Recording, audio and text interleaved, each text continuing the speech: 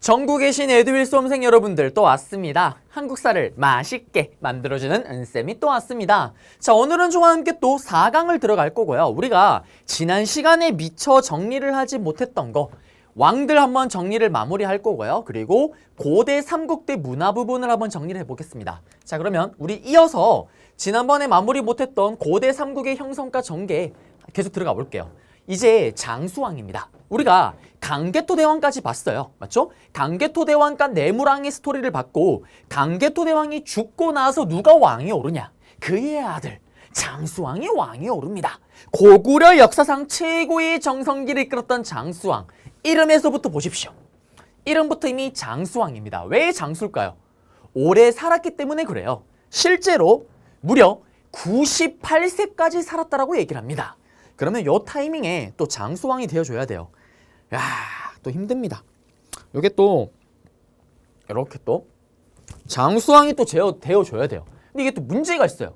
이게 저도 이렇게 많이 착용하다 보니까 이 털이 자꾸 입으로 하나씩 둘씩 들어가요. 그래서 제가 요걸 떼고 나서 강의 도중에 뭔가 이렇게 입에서 뭔가를 떼고 있다. 아하, 은동진 쌤이 수염을 떼고 있구나. 요렇게 생각을 하시면 돼요. 자, 그러면 장수왕 들어갈 건데 장수왕에게는 넘나 슬픈 스토리가 있습니다. 어떤 스토리가 있냐?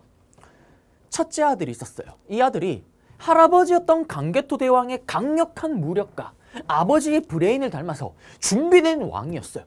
아버지를 이어서 훌륭한 왕이 되겠어요. 열심히 기다리고 있는데 이런 젠장 빌어먹을 아버지가 죽지 않습니다. 아들이 먼저 죽는 꼴까닥 죽는 슬픈 스토리. 또 손자도 있었어요. 손자도 열심히 왕이 되기 위해서 준비를 하고 있는데 이런 젠장 빌어먹을 할아버지가 죽지 않는 이런 슬픈 스토리. 자, 그래서 실제로 이 장수왕의 첫 번째 아들의 이름이 조다예요. 조다. 고조다입니다. 고조다. 그래서 우리 이런 쪼다 같은 새끼야 라고 욕을 할 때 쓰는 그 쪼다의 유래어로 보기도 해요. 농담이고요. 자, 그러면 이제 장수왕의 스토리 한번 진행을 해야 되는데요. 자, 한번 들어가 보겠습니다. 이 장수왕은 또 중요합니다. 시험에 제일 잘 나오죠. 고구려 왕들 중에서는. 자, 아버지였던 강개토대왕이 어머나 우리 아버지가 북쪽 땅을 다 차지했네. 나는 이제 어떻게 밑으로 가겠어요 라는 게 바로 장수왕입니다. 우리 아버지가 어떻게 북쪽을 다 차지했네. 나는 이제 밑으로 가겠죠요 라는 게 바로 수염을 뒤지고 쓰고 오랫동안 살았다라는 장수왕 되겠습니다. 그러면 이때 장수왕이 어떤 생각을 하냐? 수도가 지금 국내성에 있는데 밑으로 내려가기에는 너무나도 이 전선, 이 전쟁 물자를 보급하거나 작전 지시를 내리기에 거리가 너무 멀어진다. 그래서 본격적으로 밑으로 내려가기 위해서 아예 수도를 밑으로 내려버립니다. 이게 중요해요. 장수왕 때 원래 수도였던 국내성에서 어디로? 평양으로 수도를 촌도를 해버립니다. 그리고 어떻게? 수도를 밑으로 내려버리고 본격적으로 남쪽으로 진출한다라는 남진 정책을 전개하게 되는 거예요. 그러면 이때 밑에 있던 백제와 신라는 어떻게 될까요? 똥줄 빠직빠직하겠죠. 그래서 이 장수왕의 남진 정책을 막기 위해서 백제에서 비유왕, 신라에서는 왠지 모르게 누룽지가 생각나는 눌지왕, 둘이 어떻게? 향후 100년 동안 이어지게 되는 나제동맹이라는 걸 체결을 합니다. 나제동맹을 체결했음에도 불구하고 장수왕은 밑으로 이때 또 칼을 꺼내줘야죠. 밑으로 내려가게 됩니다. 내려가는데 어디로 갈까요? 백제로 가야죠. 우리 할배의 복수, 고궁원왕 때 복수하러 가야 될 거 아니에요. 그래서 또 백제의 수도로 쳐들어갑니다. 근데 이거 중요한 게 나와요. 자, 우리 아버지였던 강개토대왕이 백제 수도였던 롯데월드가 있는 그곳 잠실역 일대의 절반 바로 한강 이북 지역을 차지했었잖아요. 맞죠? 장수왕 때 와서 한강 전체를 다 차지합니다. 이남 지역까지요. 이때 백제 왕이 누구냐? 시험에 나와요. 다행히 정말 외우기도 좋겠군. 괴롭게 죽었다라는 계로왕입니다. 이 계로왕은요. 수도 한성, 롯데월드가 있었던 그 부근에서 장수왕의 군대와 한판 붙다가 어떻게 괴롭게 죽음을 맞이합니다. 자, 우리 앞에서 봤잖아요. 왕이 죽거나 또는 이런 일이 발생하면 어떤 일이 벌어집니까? 바로 국가적인 위기에 빠지잖아요. 근데 지금 더 큰 위기예요. 왜? 지금 백제는요. 왕도 죽었을 뿐더러 수도도 지금 뺏긴 거예요. 사람으로 치면 여러분들이 그럴 리 없겠지만 부모님이 갑자기 돌아가신 거예요. 그리고 부모님이 돌아가신 것뿐만 아니라 집도 경매로 넘어간 거예요. 슈퍼 초울트라 위기입니다. 이 위기를 맞이한 게 바로 장수왕 때죠. 그러면 계로왕이 죽었으니까 백제는 어떻게 될까요? 그의 아들이었던 문주왕이 왕에 오릅니다. 그러면 이 문주왕은 뭘 해야 될까요? 아버지가 죽은 것도 죽은 거지만 지금 집을 뺏겼잖아요. 수도를 이사를 가야 되겠죠. 기억나요? 백제는 수도를 위웅사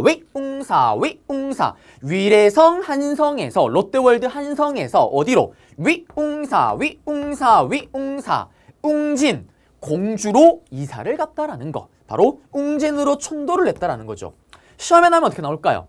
자, 문주왕 얘기가 나와요. 백제가 수도를 웅진으로 옮겼대요. 다음과 같이 수도를 천도하게 됐던 배경은 뭡니까? 장수왕의 남진 정책 찾으면 정답이죠. 장수왕의 남진 정책의 결과 괴롭게 죽었던 계로왕이 죽고 수도를 옮기게 되는 겁니다. 자, 그리고 장수왕은 한강 유역을 차지한 걸 기념하기 위해서 뭘 만드냐? 바로 내가 중원을 차지했다라면서 중원고구려비라는 걸 건립을 합니다. 똑같은 말로 이거를 충주고구려비라고도 불러요. 그리고 앞에 봤지만 또 자기 아버지를 기리기 위해서 강개토 대왕릉비를 만들었던 게 장수왕입니다. 제가 또 거기 또 강의를 가봐서 알잖아요. 중국 애들이 참 대단해요. 호태왕, 이 강개토 대왕릉비를 또 만들었어요. 이렇게 보시게 되면 이게 대박인 게 글자를요 다 팠어요.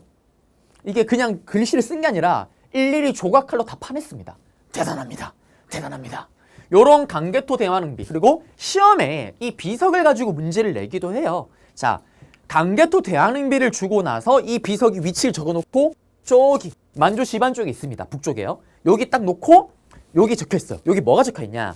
강개토 대왕이 왜구를 격퇴는 내용이 들어가 있는 거예요. 그러면 여기에 적혀있는 왕의 업적으로 옳은 것을 했을 때 여러분들이 강개토 대왕릉을 찾으면 되는 거고요. 그 다음에 중원고구려비 같은 경우는 기본은 아니고 심화에서 나와요. 심화에서는 이 비석을 단독으로 문제를 내기도 해요.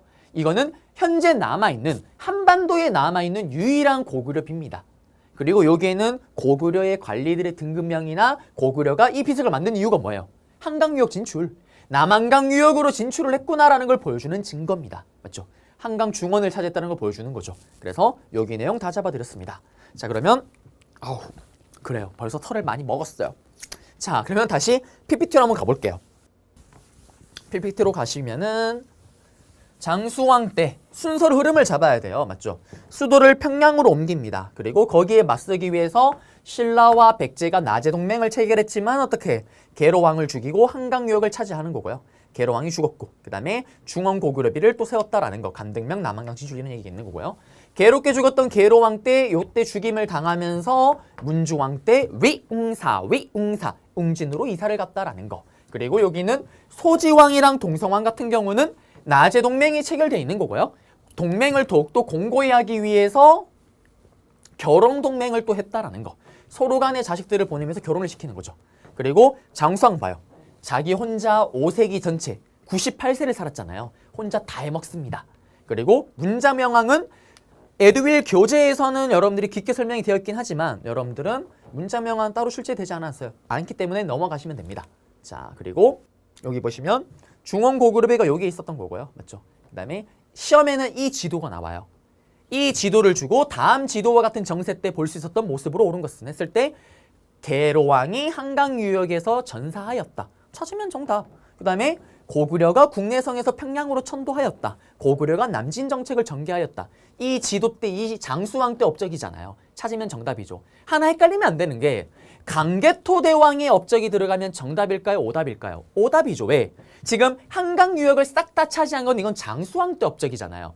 강개토 대왕은 이거 전의 스토리잖아요. 그러면 강개토 대왕의 업적이나 앞에 우리 배웠던 근초고왕의 스토리가 들어가면 다 오답이죠. 시기가 안 맞잖아요. 그리고 강개토 대왕릉비, 중원고구려비. 그리고 제가 가서 찍은 강개토 대왕릉비.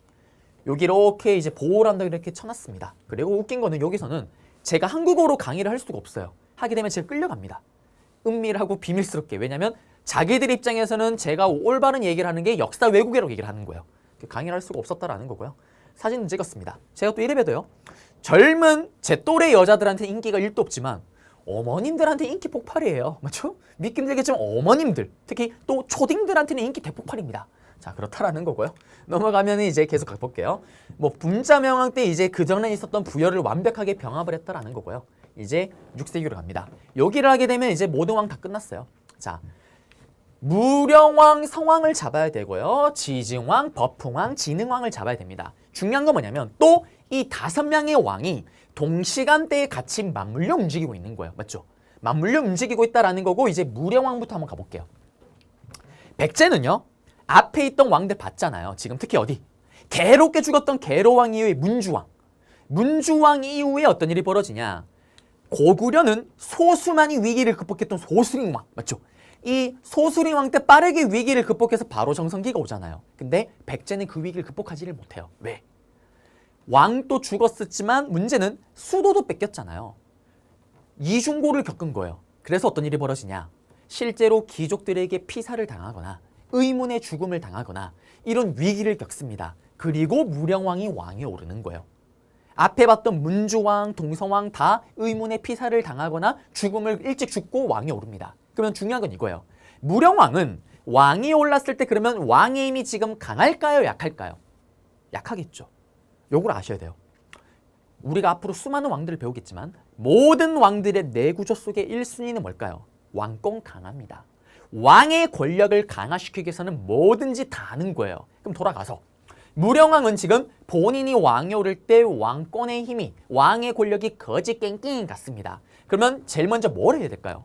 왕의 권력을 강화시키는데 집중을 해야 될 거 아니에요.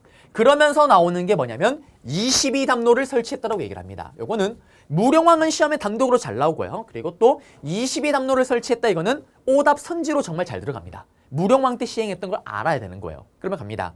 이게 뭐냐? 백제 땅 22군데 중요한 지역에 지금으로 치면은 광역시 같은 걸 만드는 거예요.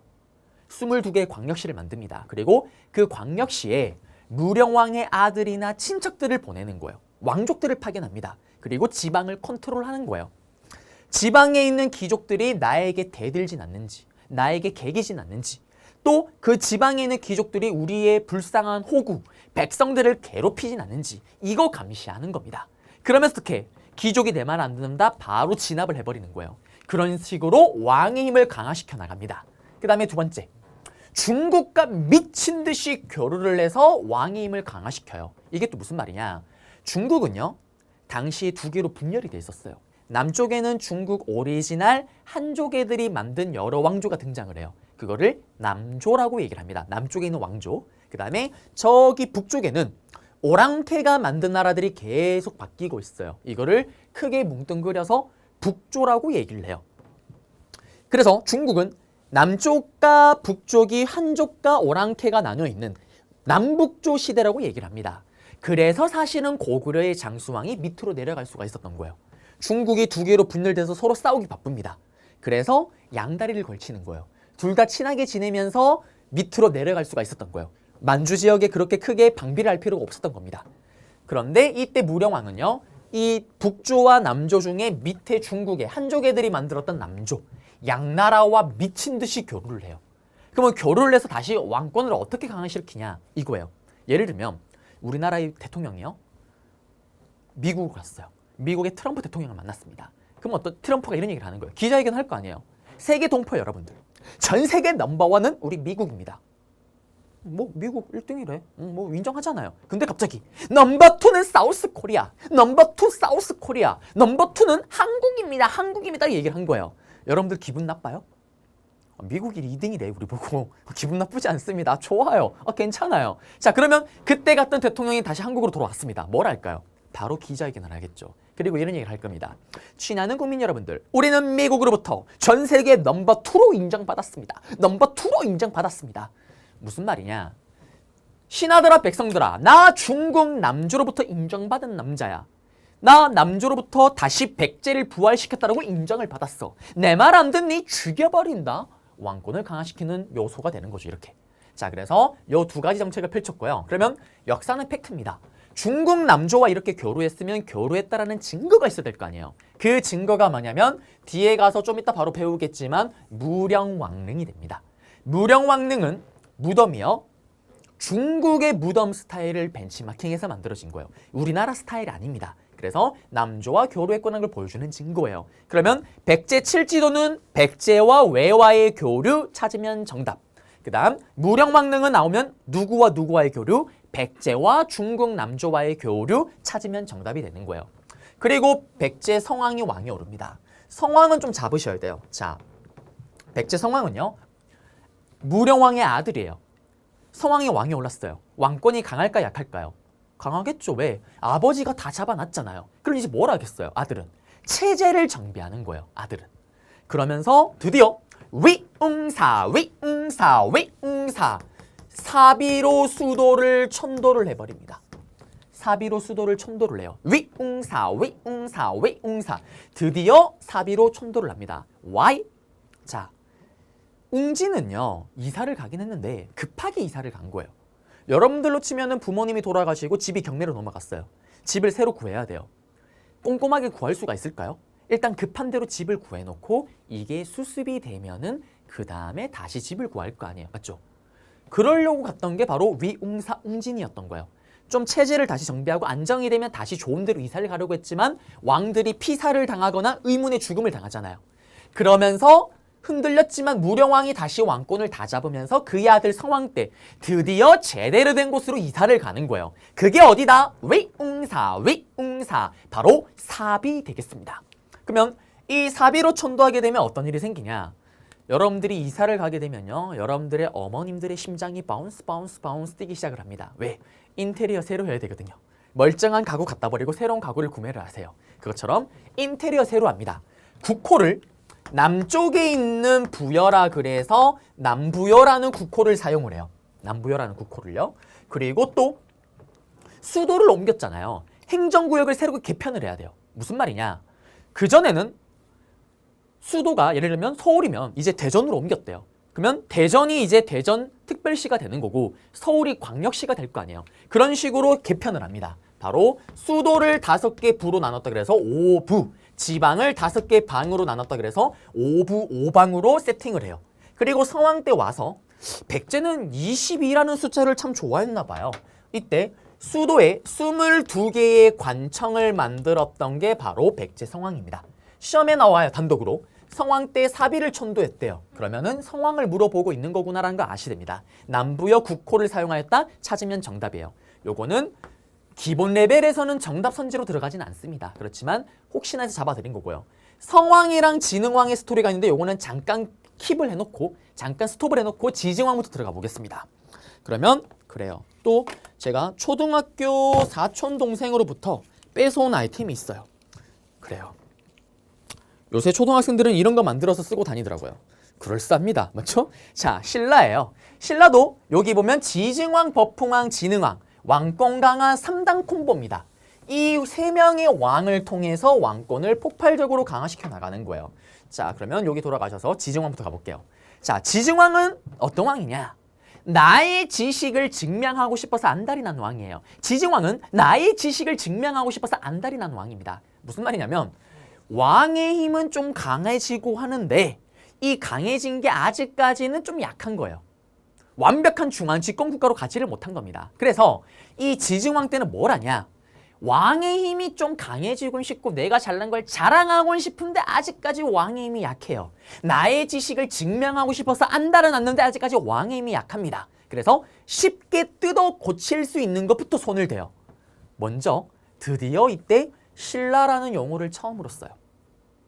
그전까지는 사로국이라는 이름을 썼습니다. 그리고 또 드디어 마립간에서 드디어 이때 와서 왕이라는 칭호를 처음으로 씁니다.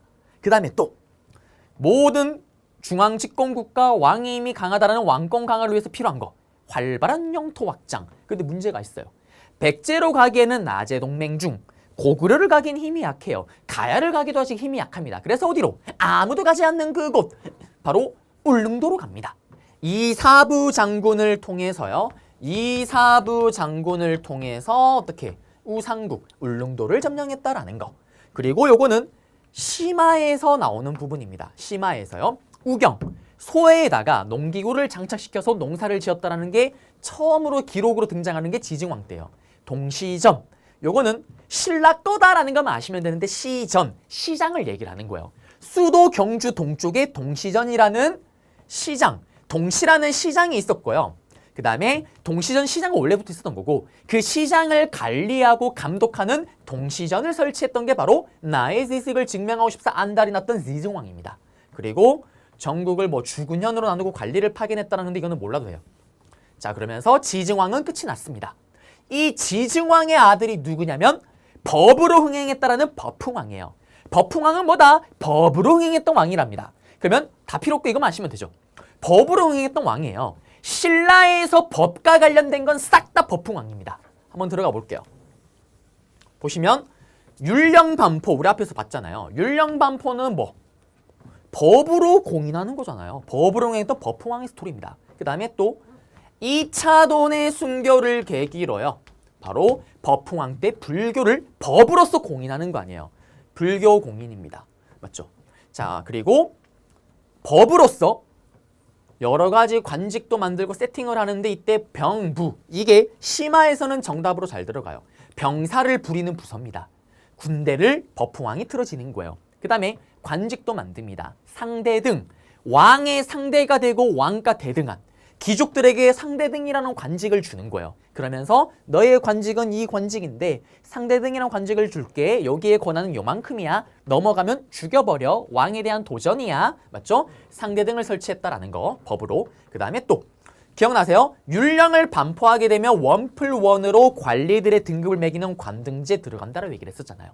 골품제를 또 정비했던 것도 법흥왕입니다. 그 다음에 또 활발한 영토 확장해야죠. 어머나 우리 아버지가 아무도 가지 않는 그곳 어디로? 울릉도로 가버렸네. 나는 이제 어디로? 백제를 가기에는 낮의 동맹 중 고구려를 가기에는 힘이 약하네. 그러면서 어떻게? 가야 중에 강개토 대왕의 외구 격퇴 과정 속에서 풍비박산이 났던 간판만 겨우 걸려 있었던 이 금강가야를 멸망시킨 게 바로 법으로 흥행했던 법흥왕입니다. 그러면서 이때 금강가야의 김무력이 항복을 하는데요. 이 김무력의 또 손자가 우리가 잘 아는 또 김유신이 되겠죠. 그러면서 이들을 귀족으로 또 편입을 시켰다라는 거고요. 자, 그리고 여기 내용 정리해드렸고 신라에서 처음으로 독자적 연호를 사용했던 게 법흥왕입니다. 건언이란 영어를 사용했는데 이거는 심화에서는 법흥왕 문제가 나올 때 정답으로 들어갈 수가 있어요. 자, 그러면 정리를 하자면 법흥왕은 법으로 흥행한 거는 싹 다 법흥왕인 겁니다. 맞죠? 그래서 불교, 율령반포, 병부 설치 등 요거 빅3 기억하셔야 된다라는 거고 금강가야까지요. 자, 그리고 이제 진흥왕으로 가볼게요. 여기는 다시 판서로 가보겠습니다. 진흥왕도 시험에 잘 나오는 건데요. 자, 가시게 되면 진흥왕은 또 어떤 왕이냐? 법흥왕이 법으로 흥행했던 왕이라면 이 진흥왕은 진짜 흥행했던 왕이에요. 진짜 신라 최고의 정성기를 이끌었던 왕입니다.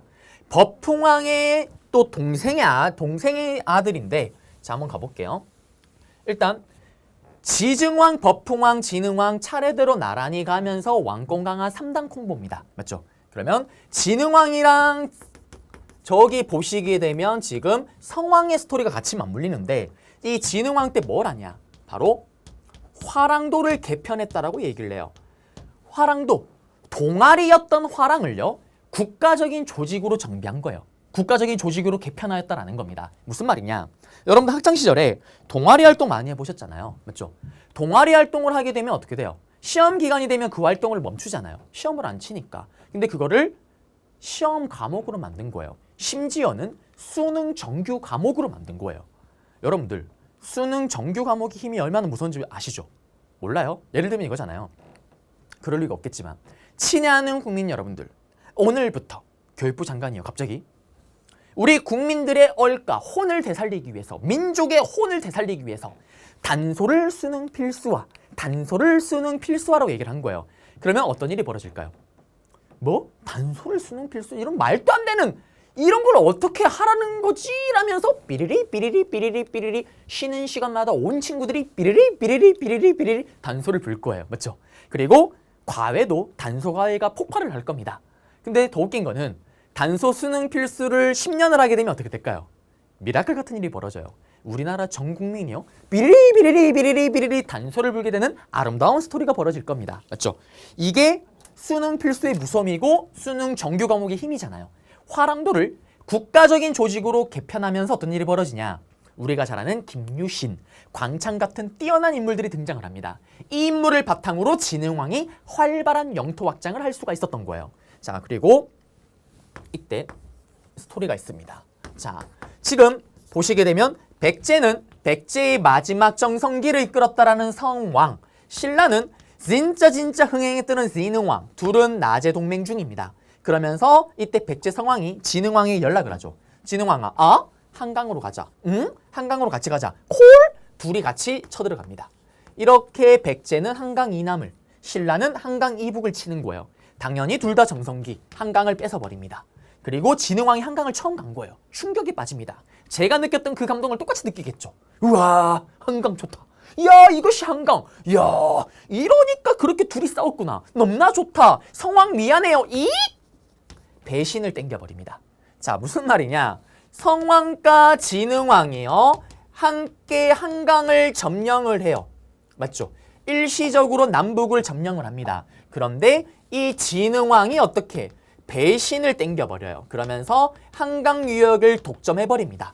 그러면서 100년 동안 이어졌던 나제 동맹이 와장창창창창 결렬이 되는 거예요. 깨집니다. 이 나제 동맹이 결렬되면서 어떤 일이 생기냐. 나제 동맹이 결렬되면서 이때 성왕이요. 대단해요. 한강을 다시 쳐들어가는 게 아니라 이런 거지 같은 너 작살 내겠다. 신라 경주로 쳐들어갑니다. 신라 경주로 쳐들어가는데 신라 경주로 가는 길목이었던 관산성이라는 곳이 있어요. 좀 이따 지도로 보겠는데 이 관산성이라는 곳을 공격을 해요. 여기가 만약에 백제에게 넘어가게 되면 신라 수도 경주까지 하이패스입니다. 그냥 다이렉트로 뚫리는 거예요. 여기를 성왕이 직접 간 게 아니라 성왕의 첫째 아들을 보냅니다. 그리고 전쟁에서 이기기 직전이라는 소식을 듣게 돼요. 아버지의 마음이 어떨까요? 여러분들이 수능 만점 또는 여러분들이 원하는 공무원 이런 거 합격을 했다 치세요. 그럼 어떤 일이 벌어질까요? 어머님, 아버지의 마음, 부모님 마음은 얼마나 기쁠까요? 에듀윌 유료 회원만의 남다른 서비스.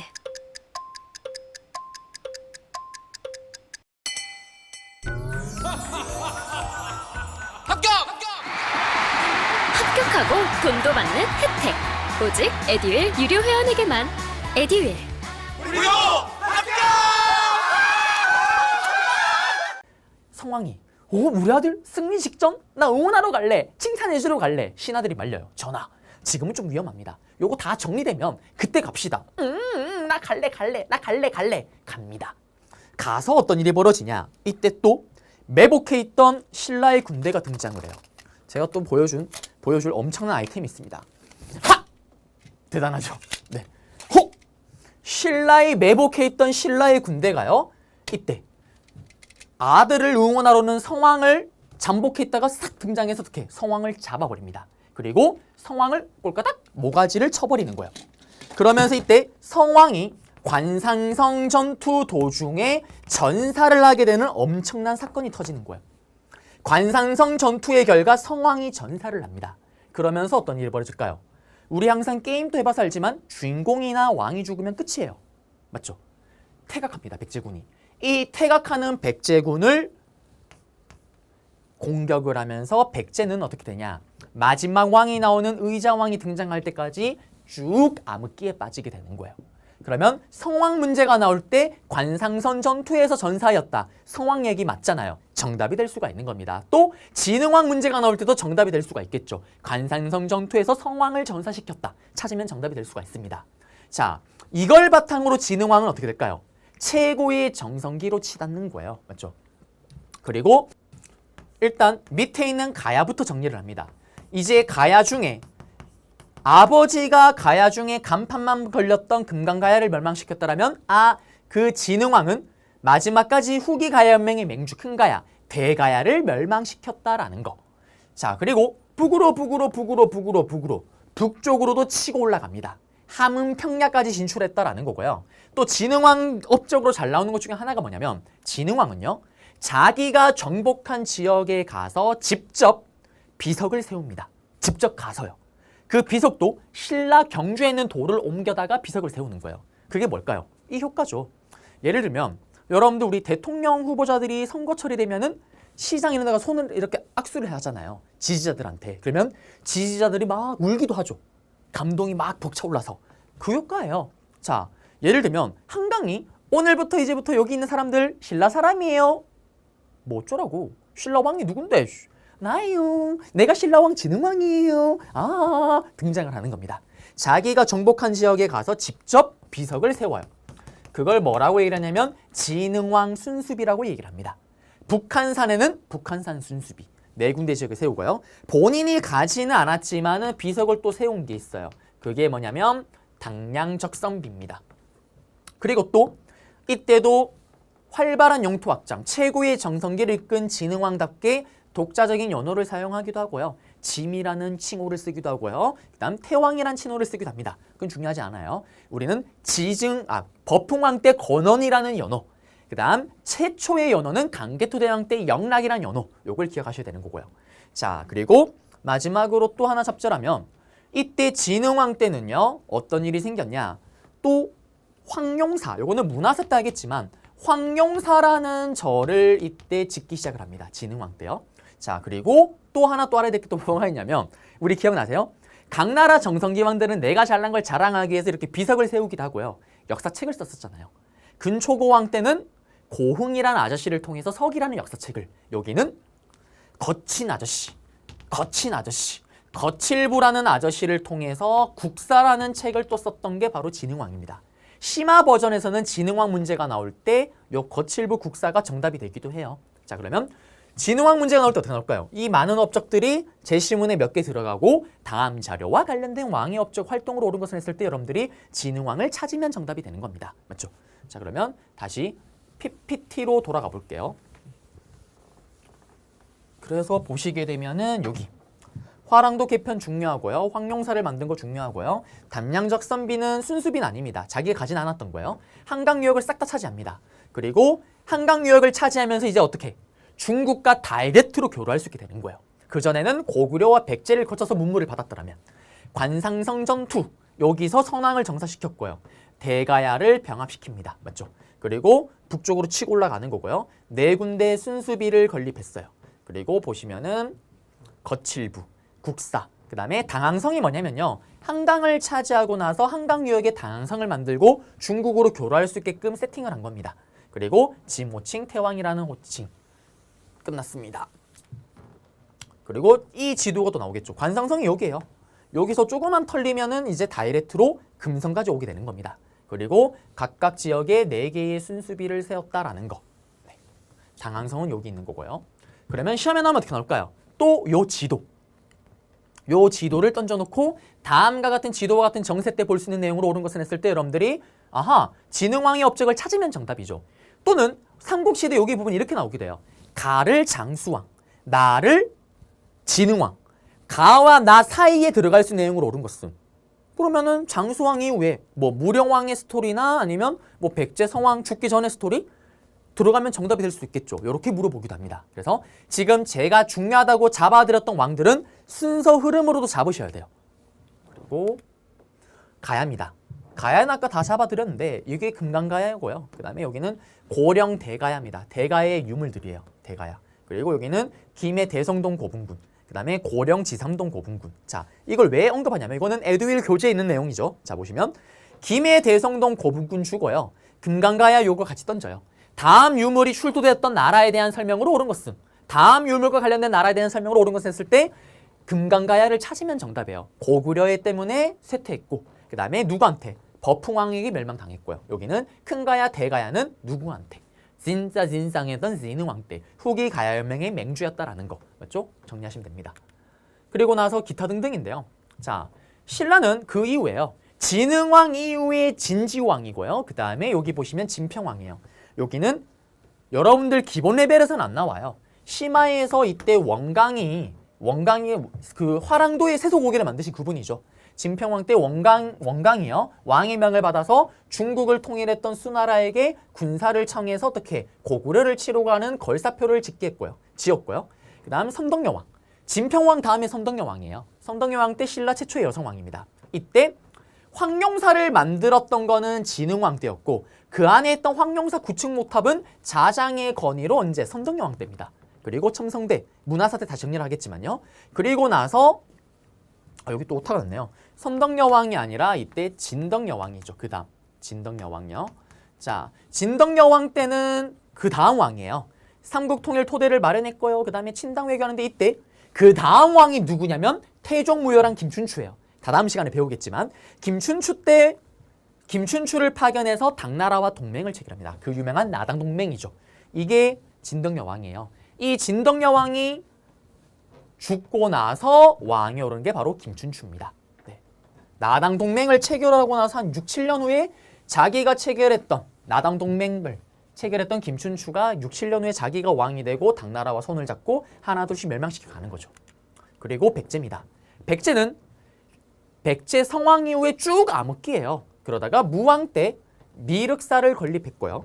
익산 미륵사지 석탑 좀 이따 문화사 때 볼 겁니다. 그 다음에 소동여 설화의 주인공이기도 했다라는 거고 그 다음 마지막 의자왕. 의자왕은 뒤에 마지막 백제왕이죠. 뒤에 가서 다시 다음 강의 때 잡아드릴 거예요. 네. 그리고 중앙 통치 조직인데 여기는 고구려는 뭐 10여 강등이고 제일 높은 사람이 대대로 막리지. 그래서 연개소문 나중에 배우겠지만 대막리지라고 얘기를 하는데요. 그 뭐 중요한 게 아니고 여기 고구려는 귀족들이 모였던 가들이 모였던 제가회의가 있었다라는 거 끝! 이거 마시면 되고 백제는 상자평 이거 누구 때요? 율령반포하고 원풀원이었던 고이왕 때인데 이거보다는 또 뭘 중요하냐 백제는 귀족들이 모였던 회의가 있습니다. 정사함회의라고 얘기를 해요. 백제는 귀족들이 돌에서 노는 걸 그렇게 좋아했대요. 마지막 의자왕이 낙함에서 삼천궁녀 다이빙 뿅 실제로 귀족들도 어떻게 돌이 있는 곳에서 회의를 했다고 얘기를 합니다. 그 정사함회의. 그 다음에 신라는 법으로 능했던 법풍왕 때 율령을 방파하고 상대등도 설치하고요. 맞죠? 그리고 병부도 설치했었어요. 골품제도 정비를 했고요. 그리고 만장일치제. 그런 것도 중요하지만은 중요한 건 또 귀족회의입니다. 뭐 만장일치제예요. 신라는. 화백회라는 귀족회의가 있었다라는 거. 자, 이거는 시험에 잘 나와요. 고구려 풍습 던져놓고 다음과 같은 풍습이 있었던 나라에 대한 설명을 오는 것은 화백회의. 아까 봤던 신라 왕호변천 던져놓고 다음과 같은 왕호변천이 있었던 나라에 대한 설명을 오는 것은 화백회의가 있었다. 동시전이 있었다. 찾으면 정답이 되겠죠. 백제. 오답으로 백제나 또는 고구려가 오답으로 들어가고요. 신라 문제가 나올 때는 또는 고구려 문제가 나올 때는 정사함 화백회의가 오답으로 들어갈 수가 있겠죠. 찾았고 기억하셔야 된다는 거고 고구려는 행정구역은 수도를 5부, 지방을 5방. 그 다음에 지방에 보냈던 관직 이름이 관리 이름이 욕살, 철역, 은지인데 몰라도 돼요. 백제도 5부, 5방. 이거 누구 때였어요? 백제 성왕 때였죠. 마지막 정성기를 끌었던. 22남로 이거 누구 했어요? 백제 무령왕이었죠. 그 다음에 신라 6부, 5주 몰라도 됩니다. 그리고요. 다음 강인데 다음 강의 바로 들어갈 거예요. 바로 이제는 우리는 고대 문화사 부분 바로 한번 들어가 보겠습니다. 자, 이어서 고대 삼국의 경제, 사회, 문화로 가보겠습니다. 여러분들 에듀윌 교재상으로는 사실 진흥왕 거기 부분 끝나고 나서 신라 삼국통일 부분으로 들어가야 되는데 거기는 잠깐 놔둘게요. 거기 놔뒀다가 삼국통일 과정이랑 신라가 어떻게 멸망하는지를 다음 강의 때 모아서 한꺼번에 정리를 하겠습니다. 자, 그러면 여기부터 일단 들어갈게요. 삼국의 경제, 사회, 문화인데 보시게 되면 경제 부분이에요. 수치제도 몰라도 돼요. 근데 여러분들이 한능검 시험이 끝나는 그날까지 고구려, 백제, 신라든 나중에 고려든 조선이든 건장한 저와 같은 농민이라면 국가를 위해서 해야 되는 의무가 있어요. 세 가지 의무. 농사를 지으면 일부분을 갖다 바칠 의무. 그 다음에 특산품을 갖다 바칠 의무. 그 다음에 건장한 남자라면 역. 국가를 위해서 군사로 동원이 되거나 또는 국가에 큰 공사를 했을 때 제 노동력을 제공해줄 의무가 있다라는 거. 요런 게 있다라는 거고요. 그 다음에 농업입니다. 농업은 철제 농기구, 우경이 확대되고 있고요. 뭐 이렇다라는 건데 중요한 건 딱 하나. 여기. 했던 거 복습이죠. 진짜 국가가 큰맘 먹고 베풀었던 고국천왕. 내가 바로 고구려의 하늘과 같은 왕이다. 왕이 부자 상속, 부족적 오부를 행정적 오부, 을파소의 건의로 진대법을 시행했던 거. 이거는 흉년의 곡식을 나눠주는 거잖아요. 맞죠? 고구려에 있었던 제도다라는 거. 진대법 단독으로 나오고 고구려 거다라는 것도 기억을 하셔야 됩니다. 그리고 수공업 상업입니다. 귀족들은 잘 먹고 잘 살았겠죠. 그런데 중요한 거는 신라에는 기억나세요? 신라 수도 경주 동쪽에 시장이 있었어요. 그리고 이 시장을 관리 감독했던 나의 지식을 증명하고 싶어서 안달이 났던 지승왕. 신라라는 이름, 왕이라는 칭호. 아무도 가지 않은 그곳 울릉도. 그러면서 울릉도를 이사부 장군을 통해 점령을 하면서 우상국을요. 그리고 그때 옆에 있던 독도도 편입을 합니다. 역사상 독도가 우리나라의 역사로 완전히 들어온 게 이때부터죠. 자, 그리고 이때 지증왕이 우경을 하기도 했었고 동시전을 설치해서 동시를 관리 감독했다라는 거. 동시전 신라 거다라는 것만 아시면 돼요. 끝났습니다. 그리고 귀족. 잘 먹고 잘 살았겠죠. 노급 시급은 신문왕 때 가서 다음 강의 때 잡아 드릴 거예요. 그 다음에 농민들. 자기 땅 있으면 자기 땅에서 경작. 없으면은 땅 많은 부유한 귀족으로부터 땅을 빌려서 농사를 지었다. 중요한 거 없습니다. 넘어가요. 자, 그리고 신분제. 신분제도가 있었겠죠. 생산량을 증대하기 위해서 뭐 있고요. 구율 정책도 있고요. 맞죠? 이런 거 있었다. 뭐 몰라도 됩니다. 중요한 거 없어요. 그 다음에 사회 모습 고구려입니다. 자, 여기는 복습이에요. 복습. 고구려는 상무적이고 씩씩한 기풍. 왜? 자급자족이 안 되니까 약탈 경제였잖아요. 이걸 고급스럽게 푼 거고. 기억나세요? 부여와 고구려처럼 환경이 척박한 지역은 한 번 잘못하면 12배로 무르는 일책 12법. 그 다음에 여기는 여기 있네요. 형사치수제. 그 다음에 또 기억나세요? 소옥제. 소옥제랑 일책 12법. 그 다음 동맹이라는 제천행사. 국동대열에서 주몽과 유아부인에게 제사를 지냈고요. 그 다음에 가들이 모였던 여기는 빠졌지만 무슨 회의? 제가회의. 다 고구려입니다. 찾으면 정답이에요. 요 중에 하나 던져놓고 다음과 같은 풍습이 있었던 나라에 대한 설명을 옳은 것은 고구려 내용 찾으면 되죠. 그리고 백제입니다.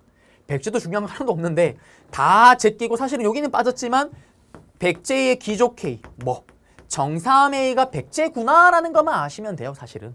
그리고 형벌 같은 경우는 이런 것들이 있었다. 그 다음에 왕조금은 부여시고요. 팔성 귀족이 있었다라는 거고 끝났어요. 자, 그 다음에 신라입니다. 신라는 제일 발전이 늦는데 또 보시게 되면요. 여기 PPT가 이게 제 PPT랑 버전이 안 맞아서 화살표가 사라졌습니다. 네, 보시게 되면 이때 여기도 중요한 건 이겁니다. 신라에 이런 게 있었다라는 것만 아시면 되는데요. 먼저 화백회의 기억나세요?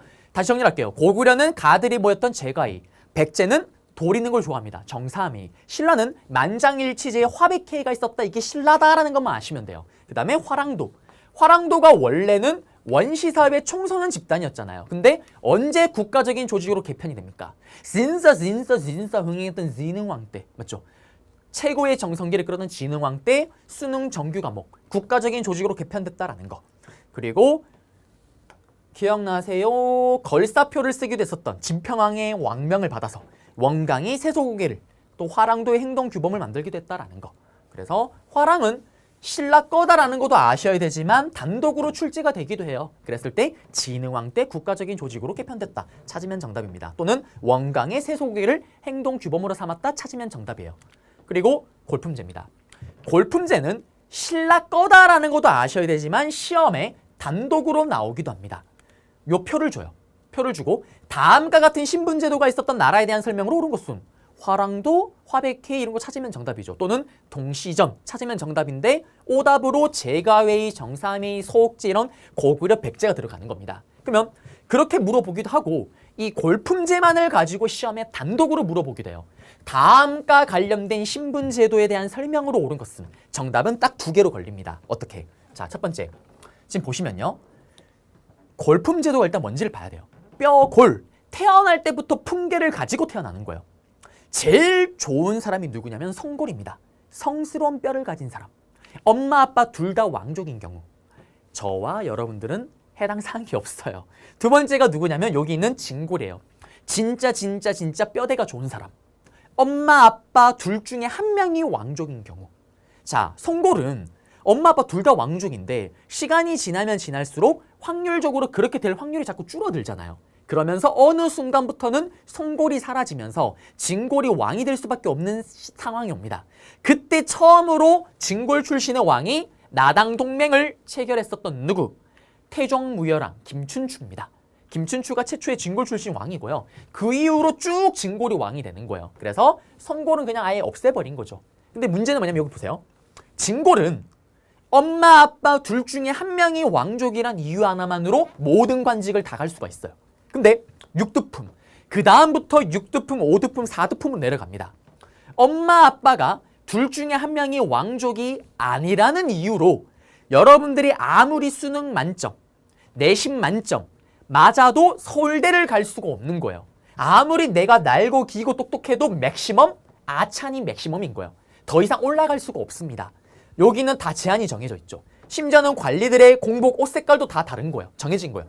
더 이상 나는 자색 또는 대하찬으로 넘어갈 수가 없는 거예요. 그러면 이 골품제는 뭐를 제약하고 있는 거예요? 신분을 제약하는 건데 디테일하게 들어가면 관직 진출을 지금 제한하고 있는 거죠. 그 다음에 이 표를 통해서 알 수는 없긴 하지만 이것도 있어요. 자, 지평수도 제약이 가합니다.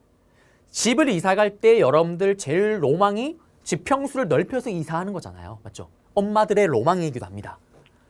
각 계층마다 지평수가 제약이 있어요. 그 다음에 또 이때 남자들의 스포츠, 남자들의 로망이 뭘까요? 남자들의 로망. 스포츠가 먼저 나와버렸는데 남자들의 로망이 뭐냐면 스포츠카입니다. 스포츠카. 네. 저는 인기가 별로 없어요. 한국사 강사로서 인기가 별로 없기 때문에. 맞죠? 인기가 없기 때문에 스포츠카를 사고 싶어도 못 삽니다. 살려고 하면은 아마 제가요 동시에 한 10,000명이 전국에서 강의를 하면 살 수 있을까? 근데 제가 아는 타 과목에 뭐 역사 말고 다른 과목에 유명하신 선생님들은 막 스포츠카가 여러 대 가지고 있는 선생님도 계세요. 자기의 그날 의상 코디에 따라서 색깔에 맞춰서 막 스포츠카를 똑같은 차를 막 다르게 타고 갑니다. 부러워요. 신의 영역이죠. 그렇죠? 그것처럼 다시 돌아와서요.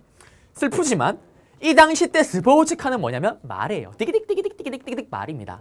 각 계층마다 말의 수가 제약이 있어요. 그리고 또 이런 기록도 있어요. 진골부터는 속옷이 있어요. 팬티를 입을 수가 있어요. 그 밑으로는 팬티를 못 입습니다. 여러분들 부모님 왕족이세요? 아니죠. 노팬티예요. 저 노팬티입니다. 우린 서로 노팬티로 제가 강의라고 여러분들 들어야 되는 거예요. 그 다음에 또 여성들 같은 경우는 빗의 크기까지, 빗의 재질까지 제약을 가했던 게 골품제예요. 그러면 골품제는 심지어 뭐에까지도 일상생활에까지도 제한을 가했던 게 골품제도입니다. 시험 문제 나오면 요거 2개 찾으면 정답이겠죠. 관직 진출과 일상생활의 제한을 가하였다. 끝났어요. 그래서 여기 보시면은 폐쇄적이고 이런 내용들 맞죠? 찾으면 되는 겁니다. 끝났어요. 그리고 유학입니다. 자, 유학은 고구려, 백제, 신라든 고려든 조선이든 다 유학을 강조를 해요. 그리고 한능검을 치다 보면 여러분들이 유학, 유교, 성리학 구분을 할 필요가 있을까요? 없을까요? 물론 구분을 하긴 해야 되는데 핵심 키워드만 알면 돼요. 사실 여러분들 유교, 성리학 구분하라고 하면은 여기 지금 강의 들으시는 분들 중에 구분하시는 분들 거의 없을 거예요. 근데 핵심 키워드만 알면 돼요. 유학이 레벨업을 된 게 바로 성리학이에요. 심화된 게. 그러면 본질은 똑같은 거예요. 그 본질이 뭐냐면 그 본질을 알면은 왜 모든 국가가 이 유학, 유교, 성리학을 가리키는지 알 수가 있어요. 바로 핵심 키워드는 충가효입니다. 뭐냐? 충성하라, 충성하라, 충성하라, 충성하라, 충성하라. 뭐? is king. 왕에게로 충성하라, 충성하라, 충성하라, 충성하라. 스파르타 주의식 교육으로 이걸 시키는 거예요. 왕의 충성심을 이끌어내는 겁니다. 왕에 대한. 왕권 강하잖아요. 그 다음에 효를 달아, 효를 달아, 효를 달아, 효를 달아. 이거는 뭐냐? 자, 여러분들이 부모님에게 효도를 다하잖아요. 맞죠? 그 다음에 여러분들 부모님은 외할아버지, 외할머니, 할머니, 할아버지에게 효도를 다합니다. 맞죠? 그러면 그 최고 꼭대기 누가 있냐? is king. 왕이 있는 거예요. 여러분들 부모님들, 여러분들 할아버지, 할머니들 전부 다 최고 꼭대기에는 누구를 위해서? 왕에게 효를 해야 되는 거예요. 그러면 또 반대로 왕은 최고의 엄마, 아빠인 거예요. 최고의 아버지입니다. 최고의 아버지로서 나의 불쌍한 밑에 있는 백성들이 나의 아들이자 나의 동생이자 나의 보살핌을 받아야 되는 사람들이에요. 잘 토닥토닥 해줘야 됩니다. 요게 효예요, 효. 그래서 여러분들이 사극을 보면 이런 얘기 나오잖아요. 임금은 만백성의 어버이다. 이게 요거 때문에 그런 거예요. 맞죠? 그래서 최고의 아버지가 왕이잖아요. 그러면 또 백성들은 당연히 아버지 말 따르는 거 당연하잖아요. 물론 저항하긴 하지만 기본적으로 여러분들 부모님 말씀 잘 따르잖아요. 될 수 있으면. 맞죠? 그거랑 똑같은 거예요. 또 자발적인 충을 이끌어내고 자발적인 백성들의 복종을 이끌어내잖아요. 그래서 유학과 유교 성략을 강조하는 거예요. 자, 그러면 고구려는 기억나세요?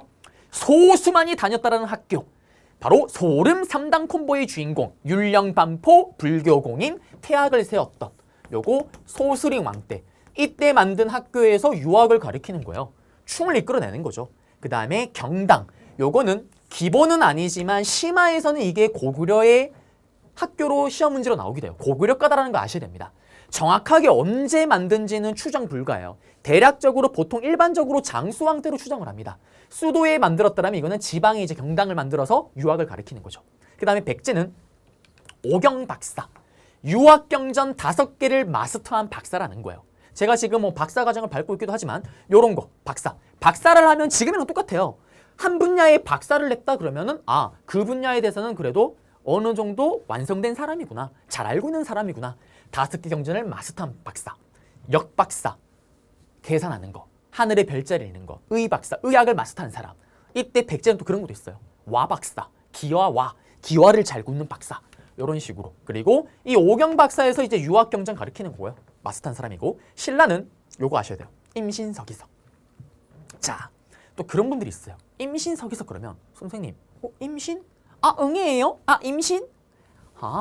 그거 아니에요. 이거는 뭐냐면 임신년에 돌에다가 기록을 한 거예요. 글을 남기고. 이게 뭐냐면 화랑 2명이요. 약속을 한 거예요. 여러분들로 옛날 과거로 거슬러 가면 고1 때 들어가 볼게요. 중3을 딱 졸업을 하고 이제 고등학교 딱 간 거예요. 절친과 함께 우리 약속을 하죠, 보통. 야, 우리 3년 동안, 고등학교 3년 동안 열심히 공부하자. 그래서 원하는 대학 한번 가보자. 인서울 한번 해보자. 세상은 녹록지 않습니다. 많이 힘들었던 기억이 날 거예요. 그처럼 2명의 화랑이 딱 되고 나서 약속을 한 거야. 우리 3년 동안 열심히 수행을 해서 뛰어난 화랑이 한번 되어보자. 그리고 뛰어난 화랑이 돼서 국가에 충성 한번 해보자. 라는 내용이 여기 들어간 거예요. 충성을 해보자. 충효. 이런 내용이 들어갑니다. 그래서 화랑이 유학경전을 공부했구나라는 걸 우리가 추정할 수가 있는 거예요. 여기 적힌 기록을 분석하니까. 그리고 보시면 이게 임신서기석이죠. 정말 허망하게 문제를 내면 이거 주고 임신서기석 내용을 줘요. 그리고 나서 임신서기 이름 줍니다. 다음 자료를 통해서 알 수 있는 내용으로 옳은 것은 유학이 발달하였다 또는 유학을 교육하였구나 찾으면 정답이죠. 그리고 임신서기석이 신라 거다라는 것도 아셔야 되고요. 자, 그리고 역사책 편찬입니다. 이거 했었어요. 자, 유기 백군을 간추린 게 영양왕인데 선생님 아직 안 배웠는데요? 아직 안 배웠어요. 영양왕은 누구냐면 아주 영양가가 있던 왕입니다. 누구냐면 살수대첩 을지문덕. 아직 안 배웠어요. 그때 대승을 거둘 때 그때 왕이 영양왕이에요. 영양가가 있던 왕. 자기 업적 기려야 될 거 아니에요. 신집 5권을 완성합니다. 기본 레벨에서는 이걸 문제를 안 내는데 심화에서는 이게 정답이 되기도 해요. 고구려 거다라는 거 아셔야 되고요. 백제 신라는 배웠죠. 최고의 정성기를 끌었던 근초광 때 고흥이 서기를. 심화에서는 근초광 문제가 나올 때 이게 정답이 돼요. 그 다음에 진흥왕, 거친 아저씨 거칠부가 국사를. 요거도 심화에서는 진흥왕 문제가 나올 때 이게 정답이 돼요. 근데 기본 레벨에서는 이걸 정답으로 내지는 않습니다. 그러나 혹시나 해서 일단 잡아드린 거고요. 그럼 역사서를 왜 만들까요? 에듀윌 유료회원으로 가입을 했더니 친구 추천 이벤트가 있더라고요. 그래서 주변에 아는 사람들한테 추천을 다 해줬어요. 근데 친구들이 결제할 때마다 10만 원씩 받았거든요. 그래서 한 지금까지 받은 게 200만 원 가까이 되는 것 같아요. 왕의 뛰어난 업적들. 나 이렇게 뛰어난 왕이야. 충성심을 또 이끌어내겠죠. 왕권 강합니다. 네. 그리고 불교요. 자, 불교는 뭐 이런 내용이 있는데 받아들인 이유가 뭘까요? 자, 보시게 되면은 모든 왕들, 받아들인 왕들만 아시면 돼요. 자, 그러면서 여러분들을 위해서 또 엄청난 아이템을 준비를 했어요. 이거를 쓰면요. 큰일 났네. 말을 제대로 못하던데. 네, 한번 가볼게요. 그래요. 불교입니다. 자, 불교는 여러분들 많이 알 필요가 없어요. 이거만 알면 돼요. 각각 어느 나라 왕 때 받아들였구나. 고구려는 뛰어난 왕 한 명이 불교를 공인하면 됩니다. 소수만이 불교를 받아들이고 공인하면 주는 거예요. 소름 돋았던 소수링 왕. 그 다음에 신라, 백제부터 가죠. 그 다음에 백제죠. 백제는 바로 누굽니까? 침류왕 때 요거 하나만 기억해달라고 얘기를 했고요. 그 다음에 신라는 원래 고구려를 통해서 들어왔는데 귀족들의 반발로 받아들이지 않습니다. 근데 누구 때? 법을 홍행했던 버풍왕 때 2차돈의 순교를 계기로 불교를 법으로서 공인하게 되는 거죠. 버풍왕 때다라는 거. 그러면 이제 왜 이렇게 모든 나라들이 불교를 받아들일까요? 앞에서 지난 시간에 얘기를 했지만 고차원적인 종교로 민들의 사상을 통합하는 거예요. 근데 실제로는 왕권 강화와도 관련이 있어요. 무슨 말이냐? 자, 불교에 여러분들 그런 내용 들어보셨나요? 환생. 제가 이렇게 생활하다가 다음 생에 죽으면 다음에 다시 태어나잖아요. 자, 이걸 이용하는 거예요. 뭐냐면 이거를 업설이라고 얘기를 해요. 여러분들이 지금 현생에 쌓은 업벌을 가지고 다음 생에 어떻게 태어날지가 정해지는 거예요. 무슨 말이냐? 여러분들은 저의 공부 노예입니다. 여러분들이 왜 저의 공부 노예인지 아세요?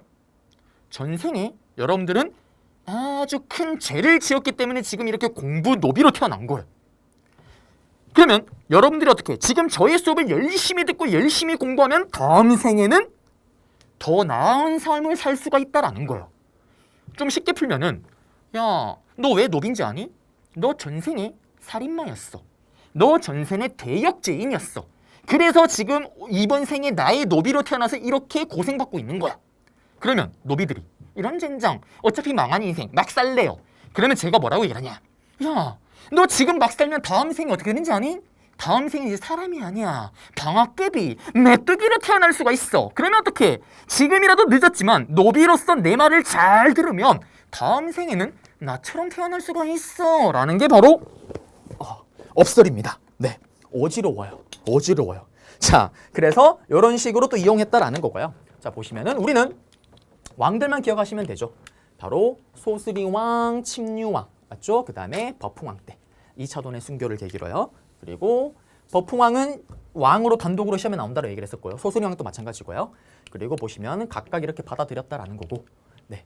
그 다음에 불교는 왕권과 밀착한다 그랬죠. 아까처럼 업설, 버풍왕, 진덕여왕 이를까지 불교식 왕명이고 원강의 세소고개, 화랑도의 행동규범이죠. 거리사표 지었고요. 그 다음에 성덕여왕의 자장의 황룡사 구층목탑, 황룡사를 만든 거는 진흥왕 때였고요. 맞죠?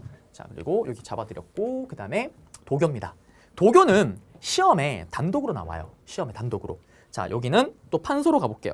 자, 그렇습니다. 도교는 이런 사람이죠. 그래요.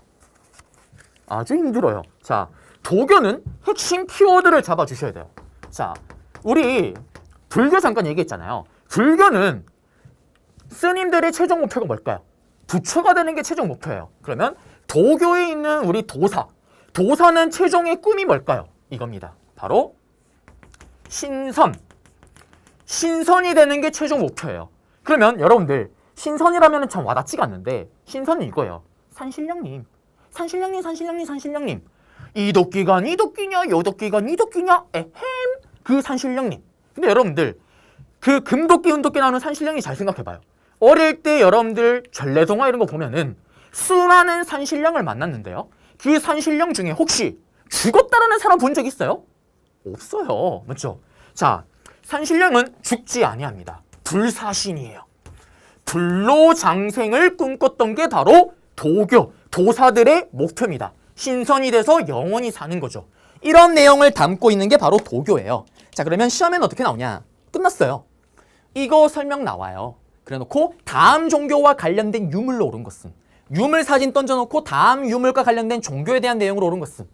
자, 그러면 도교와 관련된 유물 몇 개 없습니다. 딱 3개만 아시면 돼요. 먼저 고구려 고분벽화에 있었다는 현무도가 있어요. 자, 고구려 고분벽화를 보시게 되면은 무덤의 주인을 지키기 위해서 동서남북의 동물 그림들이 들어가요. 현무는 뭐냐면 제가 똑같이 재현을 해볼게요. 이렇게 생긴 거예요. 뱀과 거북이가 믹스된 겁니다. 똑같아요. 요거 바로 산신령님을 떠올리면 돼요. 봐요. 이러한 동물을 타고 다니는 거, 혹시 부처님이나 하느님이 동물을 타고 다닌다는 말 들어본 적 있나요? 타고 다녔다? 사이비 종교입니다. 믿으면 안 돼요. 이거 누구 거? 바로 우리 산신령님 산신령 신성 겁니다. 그 다음에 백제로 갈게요. 백제는요 이런 게 있어요. 똑같이 표현했습니다. 이게 뭐냐? 백제금동대학로예요. 똑같이 재현을 했어요. 여기 보시게 되면 위에 있는 게 뭐냐면 주작입니다. 주작. 봉황이에요. 봉황. 새를 타고 다니는 거 누굽니까? 우리 산신령님 도교입니다. 그리고 여기 삐져나온 게 뭐냐면 산이에요. 산에 사는 사람 산신령님 도교입니다. 그리고 여기 받치고 있는 거 드래곤, 영이에요. 청룡. 영 또 산신령님 도교입니다. 그리고 여기는 도교가 제일 강하게 담겨져 있긴 하지만 여기 받치고 있는 거는 연꽃이에요. 연꽃 위에 이렇게 슈루룽 떠오르는 사람은 부처잖아요. 부처. 그래서 불교 내용도 들어가 있지만 도교적 성격이 더 강하다라는 거. 도교를 나타내는 대표적인 아이템이고 백제금동대학로는 백제꺼다라는 것도 아셔야 돼요. 그 다음에 또 하나 더. 벽돌인데요. 이렇게 생긴 산수무늬 벽돌이 있어요. 산수무늬.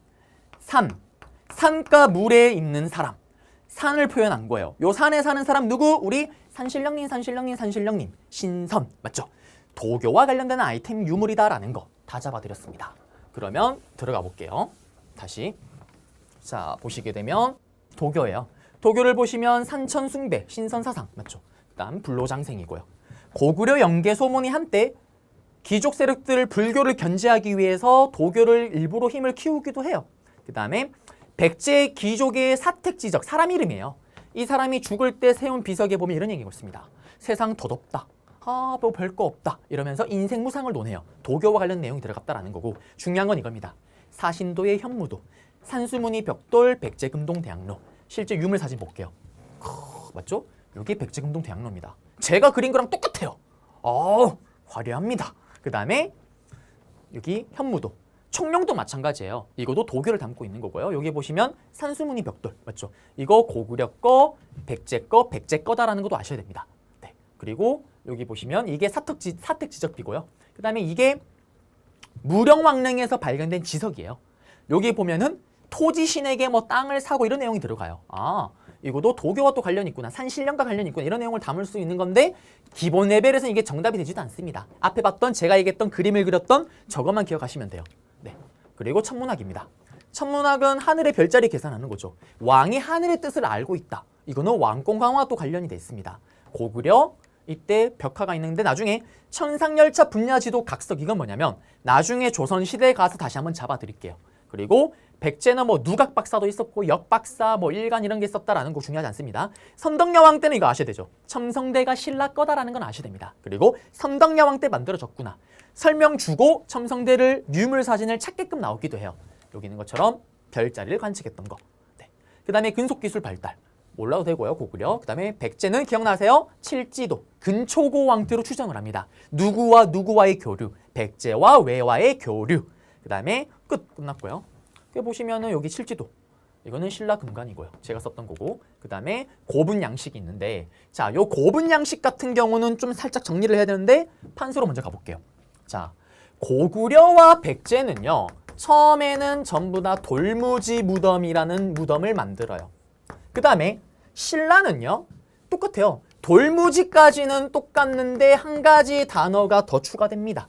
바로 돌무지 덧널무덤이라는 무덤을 만들어요. 그러다가 시간이 다 흐르고 흘러서 나중에는 고구려, 백제, 신라 모든 나라가 굴식 돌방무덤이라는 형태를 만들어요. 그러면 차이점을 좀 봐야 되겠죠. 먼저 고구려와 백제입니다. 돌무지 무덤이 뭐냐? 이름 그대로 풀면 돼요. 제가 꼴까닥 죽었어요. 그러면 어머 동진이 죽었다. 어떻게 무덤을 만들어줘야 돼요. 돌무지 무덤은 그러면 어떻게 만드는 거냐?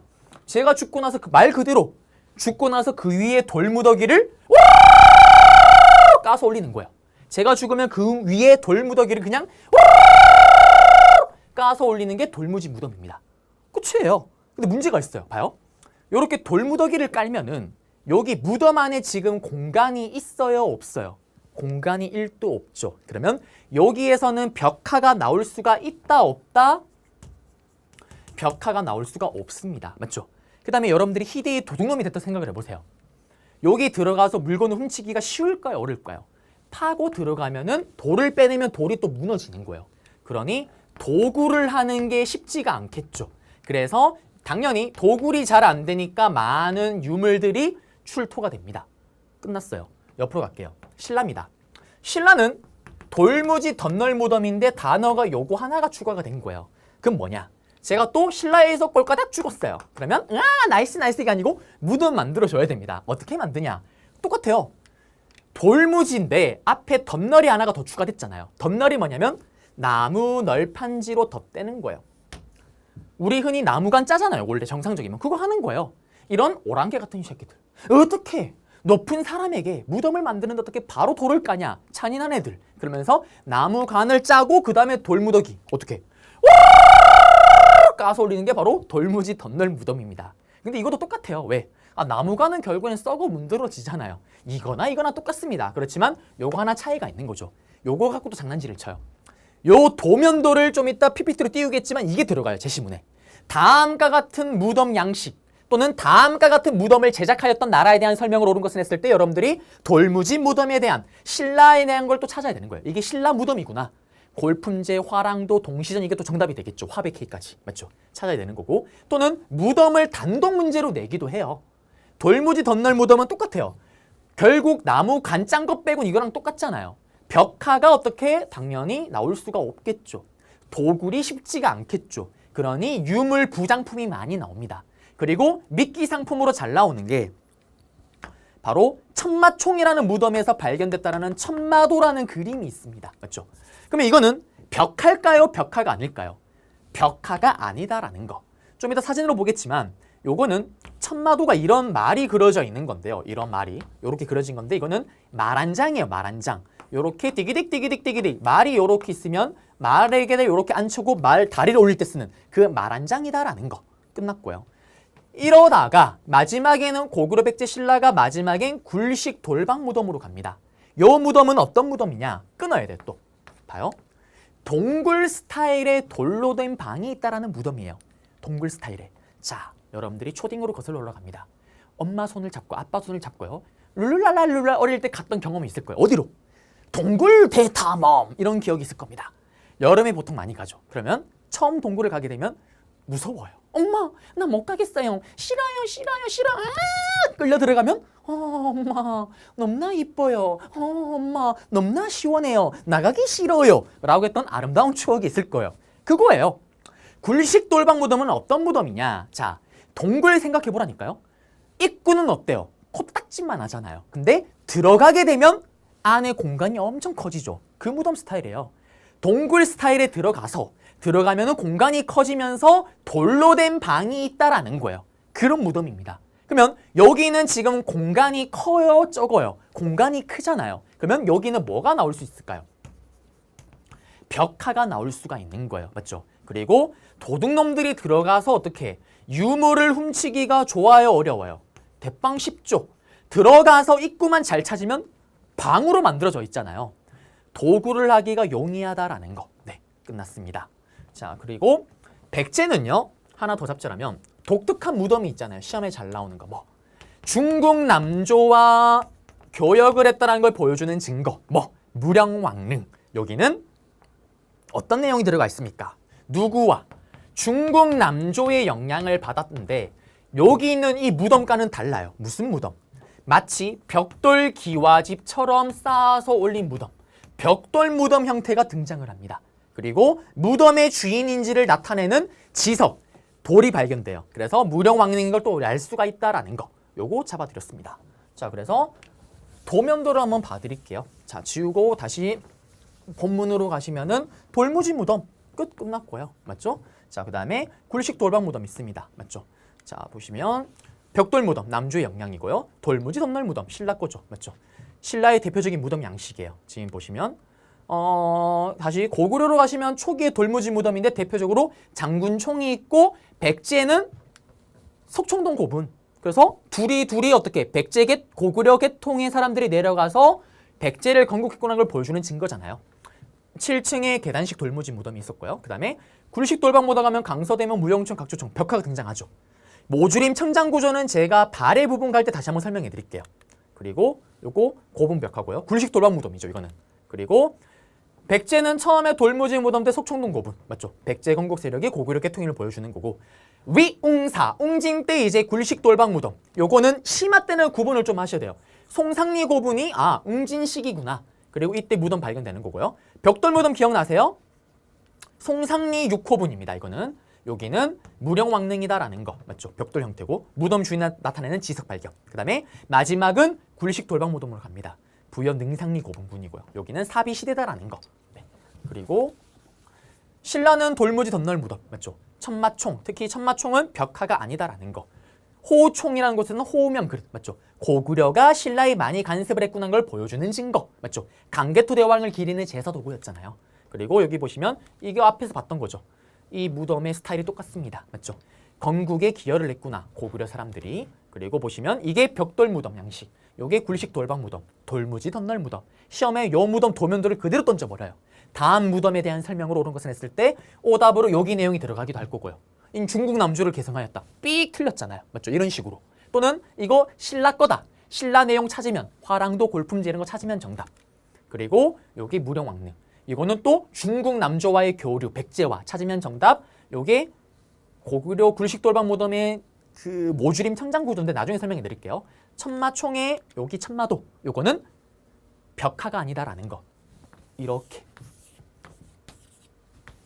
말한장입니다. 말한장. 여기 태우는 끝났고요.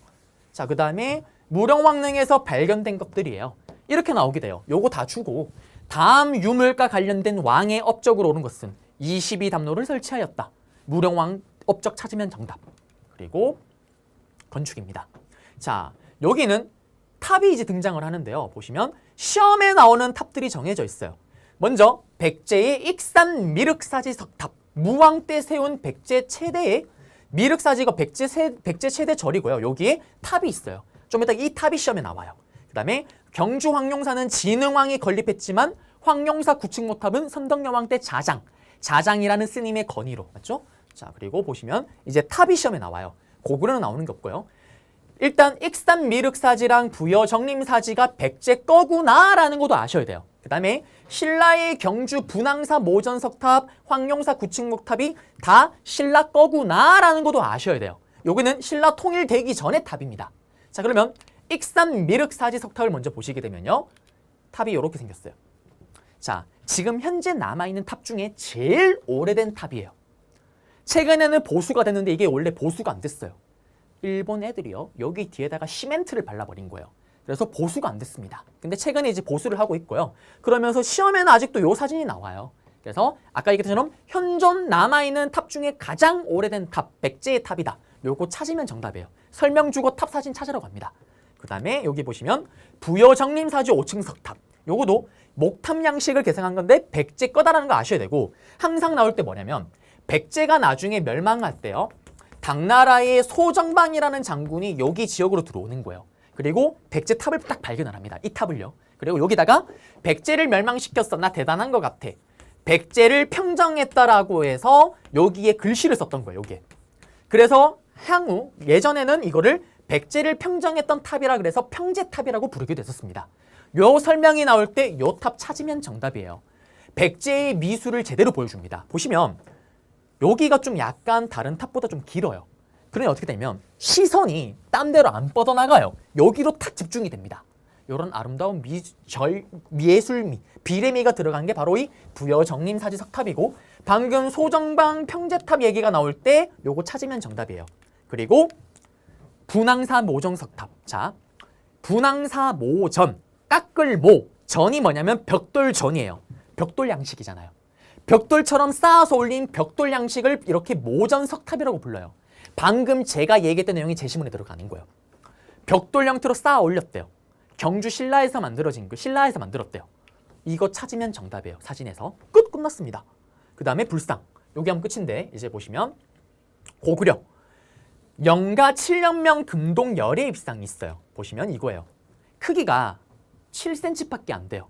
호신용이에요. 여러분들 교회 다니면 목에 십자가 이렇게 목걸이처럼 하고 다니는 것처럼 호신용이다. 호신용. 내 몸을 지키기 위해서. 근데 여기 뒤에 요 불꽃 모양 보이죠? 요거를 광배라고 얘기를 해요. 스님이 이 부처가 얼마나 지식이 풍부하고 얼마나 수행이 잘 되는지를 보여주는 게 이 뒤에 광배입니다. 이게 크면 클수록 뛰어난 부처인 거예요. 요 광배 뒤집었을 때 요 광배 뒤에 글씨가 적혀 있는 거예요. 영가 7년명, 영가 7년에 만들어. 이게 고구려의 연호입니다. 그래서 고구려 때 만들어졌구나라는 걸 알 수가 있어요.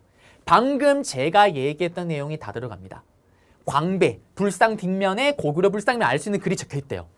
찾으면은 이거 찾으면 정답이 되겠죠. 그리고 이게 고구려 거다라는 것도 아셔야 되는 거고요. 그리고 돌아가서 백제. 서상영령님 마의열에 삼존상이 있어요. 백제의 미소라고 불립니다. 사실 저도 본 적이 없긴 한데요. 아침, 점심, 저녁 햇살 양에, 햇빛의 양에 따라서 미소가 달라진대요. 그렇대요. 저도 아직 안 봐서 잘 모르겠어요. 그렇다고 합니다. 요게 백제 거다라는 걸 아셔야 되고 아까 방금 백제의 미소 나오거나 이러면 찾으면 정답이에요. 그 다음에 이거는 기본 레벨에서는 정답이 되는 경우는 없습니다. 그냥 문제 나올 때 다른 유물 문제 찾는 거 나올 때 오답으로 들어갈 뿐이에요. 요거는 신라, 경주, 배동, 석조열의 삼전 입상이에요. 살찐 뺨가, 다정한 얼굴, 푸근한 자태가 특징입니다. 끝났습니다. 그래서 유물 문제는 아까 제가 단독으로 나온다라는 것만 나오고요. 나머지는 어느 나라 거다라는 정도로만 아시면 돼요. 네. 그리고 불상. 요거는 고구려, 백제, 신라에서 공통적으로 잘 만들어졌던 뭡니까? 금동미르 방가사유상이죠. 이게 여기로 가시면은 일본에게 또 영향을 끼칩니다. 그래서 우리 고구려, 백제 이런 불상들이 일본에 영향을 끼치면서 일본이 그걸 받아들였다는 증거가 뭐냐? 여기 보세요. 똑같잖아요. 근데 나무로 만들었어요. 근데 이 나무가요, 일본에서 나는 나무가 아니라 우리나라에서 잘 나는 나무를 가져다가 그걸 이렇게 만든 거예요. 그래서 이렇게 우리가 영향을 끼쳤구나라는 걸 보여주는 증거입니다. 시험에 나오면 어떻게 나올까요? 요거 유물 다 줘요. 타이틀 제목, 탐구 주제, 누구와 누구와의 교류, 고대 삼국과 왜와의 교류 찾으면 정답이죠. 그리고 비석입니다. 비석 같은 경우는 강개토 대왕릉비에 설명했어요. 자기 아버지를 기리기 위해서 장수왕이요. 건국가정, 영토확장, 외구 격퇴 과정이 들어가 있습니다. 충주 똑같은 말로 중원 고구려비 남아있는 유일한 고구려비고요. 한반도에 남아있는. 그리고 남한강역 진출을 확인할 수 있고 신라를 동이, 신라왕을 매금으로 표현하면서 고구려가 우위했다는 걸 딱 보여주고 있는 거죠. 그 다음에 사택지적비 앞에 설명했습니다. 그리고 신라입니다. 신라는 냉수리 신라비 이거 안 나와요. 기본에서. 울진 봉평 신라비 안 나옵니다. 그리고 이것도 안 나와요. 다 안 나오네요. 북한산 순수비 같은 경우는 심화 레벨에서는 단독으로 나오기도 해요. 이거를 처음에는 이게 진흥왕 건지 몰랐어요. 그러다가 조선 후기 실학자 추사채 김정희 선생님께서 금석과한록이라는 책을 쓰면서 이게 진흥왕 때 거다라는 걸 밝혀냅니다. 그래서 그 내용이 나올 때 북한산 순수비를 찾으면 정답이에요. 자, 이거는 심하고요. 네. 그리고 보시면은 일본으로 건너간 우리 문화입니다. 자, 여기 내용을 이제 들어갈 건데 보시게 되면은 고구려에서는 누가? 바로 해자라는 스님이 맞죠? 은혜로운 스님입니다. 이 은혜로운 스님이 누구? 일본의 쇼토쿠 태자의 스승이 돼요. 그 다음에 또 이때 또 누구냐면 고구려에 어깨에 담이 걸렸다라는 담징 스님. 어깨 담이 걸렸죠. 어깨 담이 걸렸죠. 진짜 어깨 담이 걸린 게 아니고요. 일본에 가서 그림을 그리려고 하는데 어떻게? 아하, 어깨 담이 걸렸죠. 스님입니다. 그림을 안 그리세요. 왜? 고구려가 이때 살수대토 중이었던 거예요. 고구려가 전쟁에 나는 그림을 그리지 않겠다. 그리고 승리를 거두자마자 신나게 그림을 그립니다. 그게 호류사 금당벽화예요. 벽화인데 이때 이 벽화를 그릴 때 그림을 그릴 때 필요한 거 뭐? 종이, 붓, 먹 이런 거를 전해줬던 게 담징 스님입니다. 그 다음에 백제랑 일본이 교류가 제일 활발했는데 일본 니들은 아직 멀었다. 아직기 선생님이 또 일본의 태자를 가리키고요. 그 다음에 백제의 왕인 선생님. 일본아, 왕이라면 적어도 노노와 천자문 정도는 알아야 되지 않겠니? 노노와 천자문. 그리고 백제 성왕 때 놀이사치계. 사람 이름입니다. 백제 성왕 때 정성기를 끌었던 성왕 때 놀이사치계를 일본으로 보내면서 이 스님이 일본의 불교와 불상을 전해줘요. 네, 그러면서 이런 걸 바탕으로 어떻게 일본의 고대 문화가 발달합니다. 우리 삼국의 문화를 바탕으로요. 그 고대 문화가 바로 아스카 문화예요. 그리고 가야도 또 전해줍니다. 가야는 토기, 사진으로 볼게요. 그리고 신라는 예전에 내무랑 때 한번 싸웠잖아요. 사이가 나빠요. 그래서 배 만드는 거 축제술 정도. 축제술이 뭐냐면 댐 같은 겁니다. 제방 같은 거. 그런 걸 전해줬다라는 건데 보시면 우리 앞에 봤잖아요. 보시면은 요게 일본에게 영향을 끼쳤다라는 건데 고구려의 수산의 고분벽화, 일본의 다카마스 고분벽화, 삼국에서 만들었던 금동미르 방가서유상, 일본의 목주비르 방가서유상, 가야의 토기, 일본의 스에끼라는 토기 구분이 안 됩니다. 이걸 통해서 고대 삼국 플러스 가야가 어디에? 외문화에 크게 기여를 했구나. 시험 문제 통째로 던져놓고 타이틀 제목 고대 삼국과 가야와 누구와의 교류? 외와의 교류 찾으면 정답. 그리고 서역입니다. 서역은 어디냐? 저기 아라비안 나이트 아라비안 나이트 그리고 어떻게? 저기 아라비안 나이트 저기 카자흐스탄 중앙아시아 네 그쪽 지역으로 가는 거예요. 자 여기 보시게 되면 여기 서역과 교례는 증거가 뭐냐면 고구려 고분벽화 보시면 이렇게 각조총 실험하는 걸 보게 되면 여기 머리 있죠. 요게 서역 스타일이에요. 그 다음에 여기는 저기 카자흐스탄 우즈베키스탄 쪽에 있었던 아프랍시아 궁정 벽화인데요. 여기 끝에 2명 이렇게 된 모자를 쓰고 있습니다. 요게 고구려의 모자예요. 고구려 사람이 여기까지 왔다는 걸 보여주는 증거예요. 그 나라 궁궐의 벽화에 그려져 있는 거니까요. 그 다음에 이거는 신라 왕의 무덤에서 발견된 유리잔입니다. 딱 봐도 우리나라 스타일 아니잖아요. 맞죠? 페르시아에서 건너오고 로마에서 건너온 거예요. 서역과 교류했구나 걸 보여주는 증거입니다. 요거 다 주고 타이틀 제목 고대 삼국과 서역과의 교류 찾으면 정답이죠. 이거도 마찬가지고요. 이거는 통일 신라 시대 때 만들어진 무인석상인데 얼굴 봐요. 딱 봐도 우리나라 스타일이 아니잖아요. 여러분들 제가 조선의 민입니다. 우리 조선의 눈은 저의 눈이에요. 쪽재진 눈, 쌍꺼풀이 없는 눈 이렇게 부리부리한 눈값, 부리부리한 코는 서역 스타일입니다. 끝났습니다. 네, 이렇게 해서 모든 강의 다 끝냈고요. 저는 이제 다음 강의에서 여러분들을 찾아뵙도록 하겠습니다.